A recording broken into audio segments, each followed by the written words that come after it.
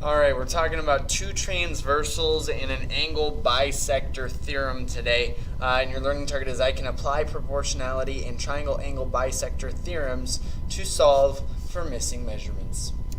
So we're going to start out today with a corollary, okay? And a corollary is a proof from a proof.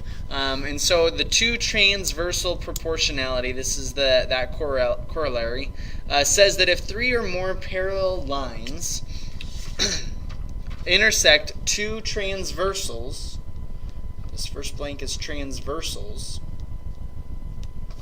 then they divide the transversals proportionally. Okay, so we've got three parallel lines and two transversals. Line AE and BF are the two transversals. What that's saying here then is that AC, the ratio between AC and CE must be equal to the ratio between BD over DF.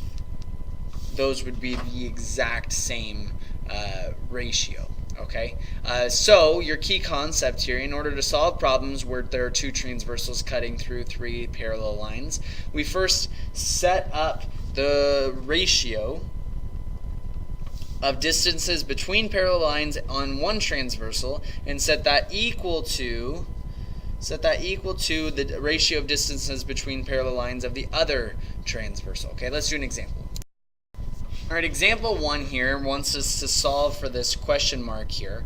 And essentially what we have here is three parallel lines, the two transversals, and our key concept says that we need to set up the ratio of distances between the parallel lines. Okay, so the ratio between the parallel lines of one transversal, so that's 5 right here over the question mark, we'll call it x, because we don't know what that is. And set that equal to the ratio of distances between parallel lines of the other transversal. So that's 3 over 6. Okay, and now we've got our little proportion. We can solve that really easily using cross multiply, or also known as the golf club rule. 5 times 6 is 30. Set that equal to 3 times x. Divide by 3 on both sides. And we end up getting 10 is equal to x. Okay, that's all you're doing.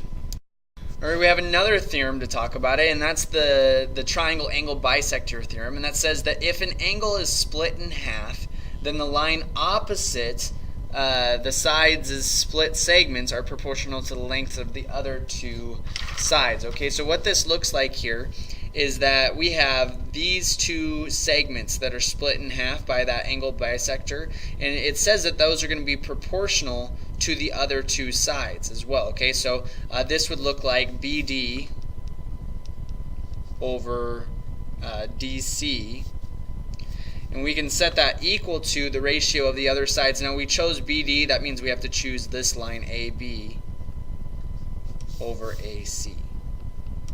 Okay, and that's how you would actually set up that proportion.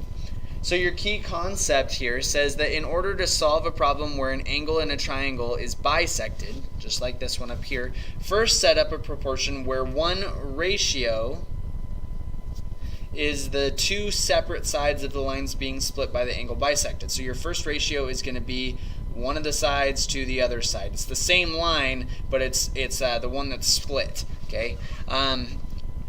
Then the other ratio is the other two sides of the triangle. And the main important thing is that you keep it consistent. So if you choose BD to be your first one, then you have to choose AB as the numerator for the second ratio. If you were to choose DC as your first numerator, then you would have to choose AC as the second ratio's numerator.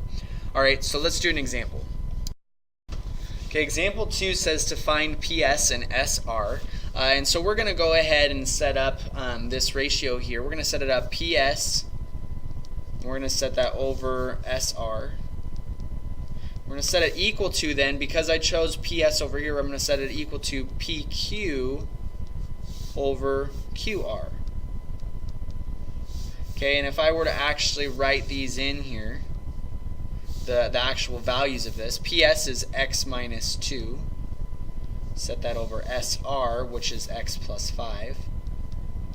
And we can set that equal to Looks like I'm going to run out of room a little bit. PQ, which is 32 over 40. 240 is the value of QR. Okay, so I'm going to write this back down here after I cross multiply. Do the golf club rule. 40 times x minus 2. We're going to multiply those together and set that equal to 32 times x plus 5. Okay, then we just have to distribute here. 40 times x is 40x, and 40 times a negative 2 is negative 80. Set that equal to 32 times x, which is again 32x, and 32 times 5 is 160. 32 times 5 is 160. Okay, so now let's, we've got a simple equation where we have variables on both sides of the equal sign. So we need to get those variables on the same side. So we're going to subtract 32x from both sides. We end up getting 8x minus 80 is equal to 160. Okay, now we're going to work our way backwards from the variable. We're going to add 80 to both sides. We end up getting 8x is equal to 240. Have to divide by 8 on both sides, and we finally get x going to equal 30. Okay. Now that's not our answer. Remember, what our job was is to find out what the distance of PS and SR are. We just had to solve for x first. So we're going to go ahead and plug x back into each one of these. So we've got PS, line PS, is equal to x minus 2. We're going to go ahead and plug 30 in for x and subtract 2 from it, so we end up getting that line PS is a value of 28.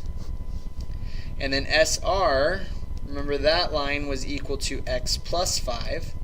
Plug 30 in for x, add 5 to it, and we end up getting SR to equal 35. Okay, and that's how you go ahead and solve those types of problems. That's it. Hope you enjoyed. Take care.